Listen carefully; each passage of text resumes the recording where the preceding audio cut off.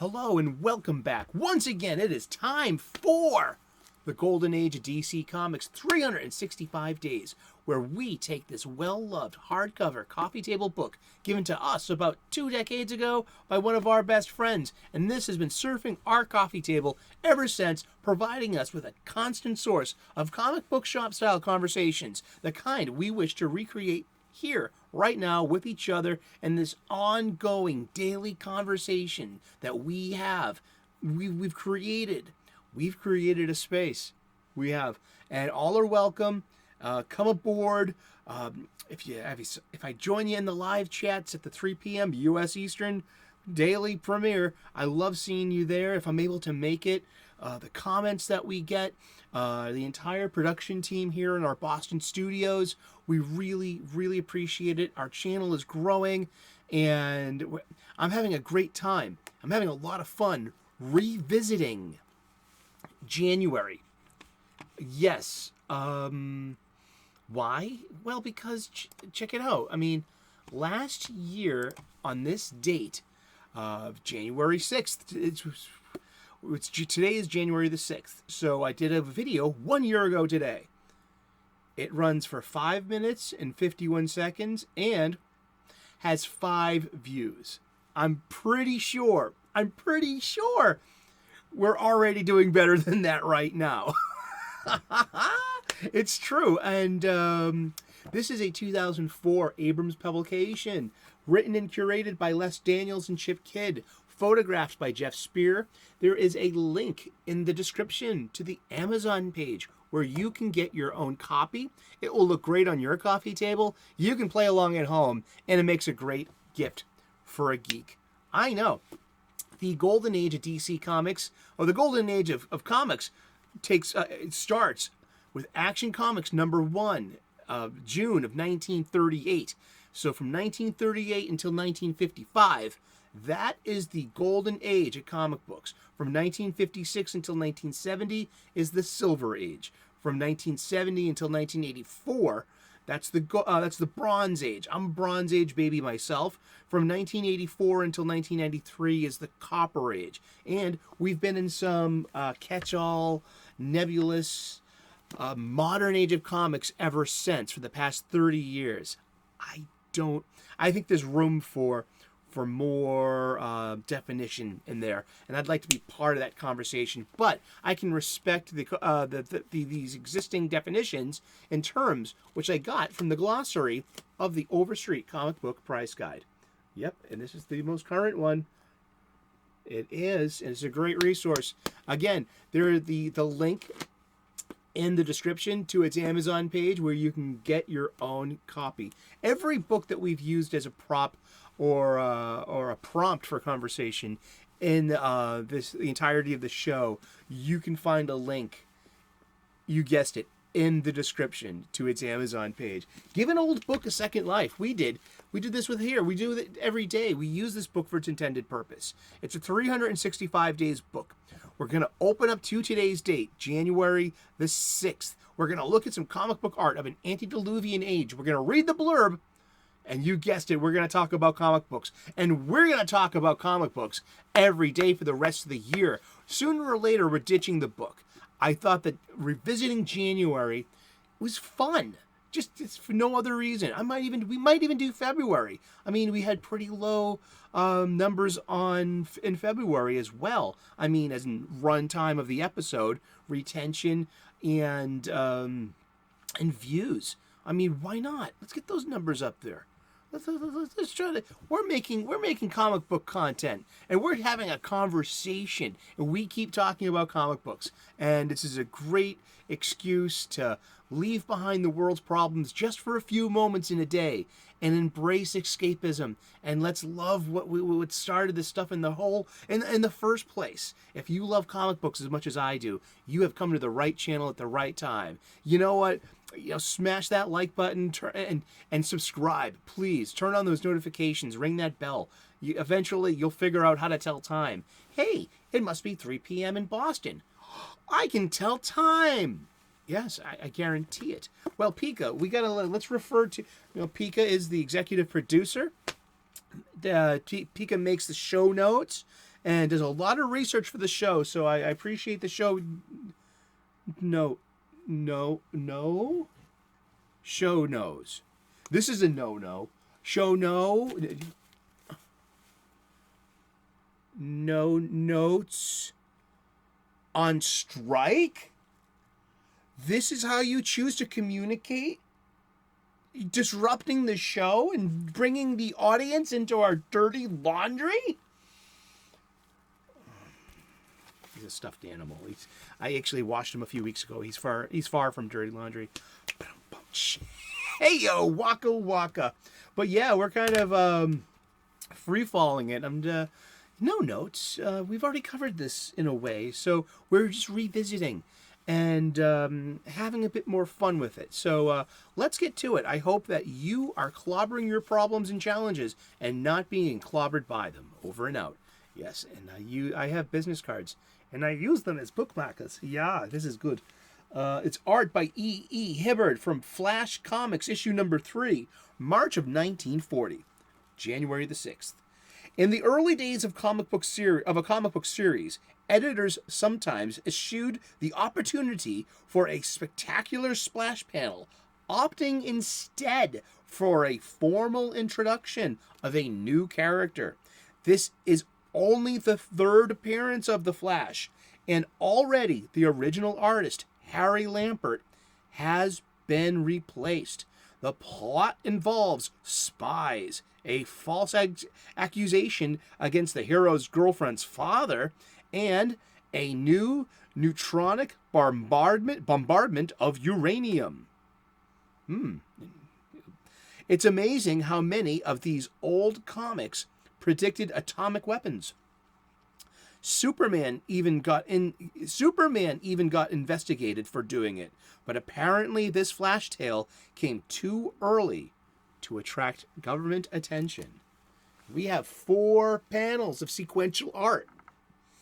Right here, we've got 2 narrative captions. We got the Flash with his Mercury-style helmet, his distinctive red sweater with the yellow thunderbolt, color combination that will follow the legacy of the character even to this very day, 83 years later. True that. All right. By a strange freak of chance, Jay Garrick, while a student at a Western State University, inhaled the gaseous elements of hard water, rendering himself the fastest human alive. Faster than the speed of a bullet is his every movement. He can walk, run, and move so fast, he renders himself invisible to the slow-functioning human eye. Dun, dun, dun, dun. One morning in his apartment, Jay Garrick is startled by the headlines of the town cackle, a newspaper. Gosh, this is serious. Major Williams, Joan's father, faces trial. This is called expository dialogue. It's meant to catch you up and inform you what's going on in the story. This could be the inciting incident. Former Major Williams faced by court action in the town cackle. 2 cents daily. Oh, Jay, I need your help. Father is... I know, Joan. It's all over the front page of the cackle. He goes on to marry Joan. Yeah, they were... it was a great storyline in the late 90s, early 2000s. A teenager from the 31st century comes to stay in our continuity of the now. And this is the grandson of the Silver Age Flash. The Silver Age Flash is Barry Allen. And his grandson, Bartholomew, named after his grandfather, Bartholomew Allen, Barry, hello. But Bart Allen is the speedster teen known as Impulse. And so when he's living in our 21st century here, his legal guardians, half the time, was Jay and Joan Garrick. And they were, a nice elderly couple. I couldn't call them elderly now. I'm probably the same age Jay Garrick is, in the comic book, looking, generationally speaking. I don't know. I keep getting older, and these comic book, people stay, around the same age. Sometimes they age, sometimes they don't. Like, how old is Batman? How old is Superman? I mean, answer in the comment section. You know what I mean? Put it in the comments. What do you think? I mean, is Batman still in his late 20s, like a leftover from the New 52 continuity? Because that Superman is dead, replaced with the pre-Flashpoint Superman, who is definitely in his mid-30s, and so is Lois, replacing heroes who purposely had their clocks turned back a bit for the New 52 to be in their mid to late 20s. I mean, seriously, like, superhero ages. I love this conversation. Now, this is a comic book shop style conversation. How old is Batman? Well, and then you look and see Dick Grayson, the Nightwing. How old is he? Yeah, I just said the Nightwing. Why not? I mean, how old is Jason Todd, the Red Hood? How old is Tim Drake, the third Robin? How old is Damian Wayne, the fourth current Robin? Well, canonically speaking, I believe Damian is 14 years old. He had his 13th birthday in the 2016 DC Rebirth #1, and before that, he was a smaller kid, growing. He looked to be about 10 or 12 years old, 10 or 11 years old when Grant Morrison introduced him. I believe it was said that Damian Wayne is the fiercest 10-year-old fighter in the planet. In Deadly, he was raised. His mom's Talia al Ghul. His father's Ra's al Ghul, Ra's al Ghul, whatever you want to call him. The League of Assassins. He was raised to be a ninja. But if Damian's already 15, you know what I mean? Where does that leave Tim? Is he 18 now? Like, where does that leave Jason? Is he 20 now? Where does that leave Richard? Where does that really leave Dick? Dick's like, what, 25 now? Where does that leave Bruce? Especially since we dialed back the clock on all of these heroes at the New 52. And only consciously, I believe, Superman got replaced. I mean, did Death Metal have something to do with it? Doomsday Clock? Dark Crisis? What happened?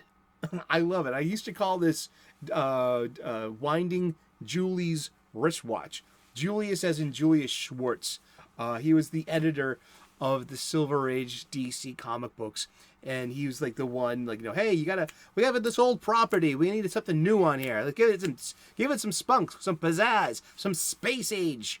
And so Julius Schwartz had its huge impact on the Silver Age of DC Comics, and the differences in between the Golden Age iteration and the Silver Age iteration. Why there's a different Flash, a different Hawkman, a different Atom, a different Green Lantern, and so on. I mean, Julius Schwartz had a lot to do with that, and one of the I have in my long boxes many Green Lantern trade paperbacks of the 80s and 90s. And in the backs of these, some of them have timelines. And these timelines are based upon events. This is what we call canon and continuity. Which continuity are we in right now? So in these books of the late 80s and the 90s, that continuity would be post-Zero Hour. Pre-Infinite Crisis. Infinite Crisis happens in 2005. Let's double. Infinite Crisis is a 2005-2006 comic book storyline published by DC Comics. It was a direct sequel to 1985's Crisis on Infinite Earths, 1985 to 86, and I believe that was the 30th anniversary it would have been the 20th anniversary of that. Jeez, time flies. I mean, yeah. It was because Crisis on Infinite Earths was 1985, 1986. So this is the 20th anniversary of Crisis was Infinite Crisis, which resets continuity, people's ages, little stuff like that. But I used to think that, okay, based upon my my post Zero Hour. Zero Hour was it was a 1993 event. It was meant to tie up loose ends left by Crisis on Infinite Earths, and it introduced the Zero issues to the DC universe and made them really, really popular. And so for that chunk of time, I was like, oh yeah, I could definitely say that Superman was about 37, 38 years old. Batman was about 35 or 36 years old. Because it literally would say, like, 38 years ago, Krypton blew up.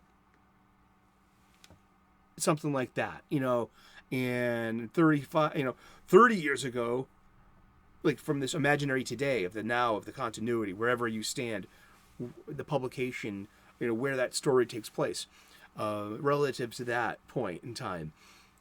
30 years ago, the Waynes were murdered in Crime Alley, stuff like that. So that would leave you with the difference of, oh, Bruce was 8. So therefore, do the math, blah, blah, or something like that.